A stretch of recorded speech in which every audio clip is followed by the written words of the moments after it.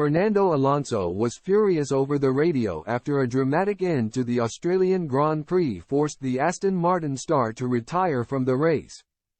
Fernando Alonso blasted F1's stupid rule that nearly cost him a podium finish at the Australian Grand Prix after a dramatic red flag restart saw the Aston Martin star involved in a crash.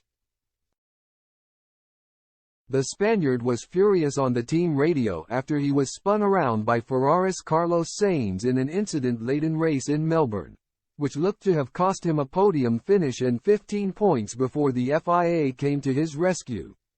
The 41-year-old was on course for his third podium finish in as many races after an action-packed race in Australia, having started fourth on the grid behind Lewis Hamilton and George Russell.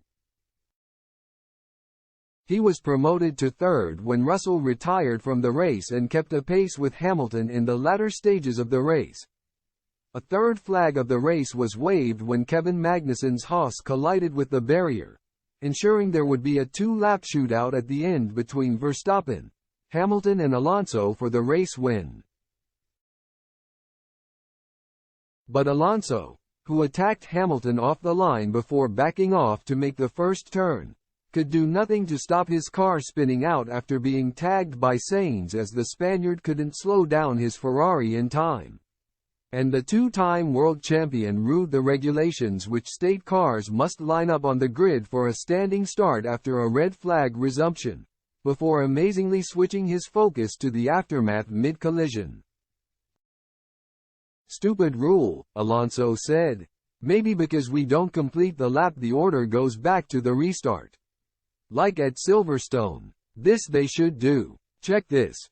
We're on it," his engineer said in response. At one stage, it looked as if Aston Martin's race had been completely wrecked after the carnage that followed the restart, with 5 cars potentially facing retirement. Lance Stroll was also in P3 when he went off onto the gravel, but both Aston Martins were rescued by the FIA regulations. After a long delay to establish the race order, it was confirmed that both drivers would be reinstated in their position on the previous lap, meaning Alonso would be third for the rolling start and Stroll fifth, climbing to fourth after Sainz's penalty. That would be a huge relief to Alonso and Stroll, who would have lost a combined 27 points if the order after the crash had been left to finish the race.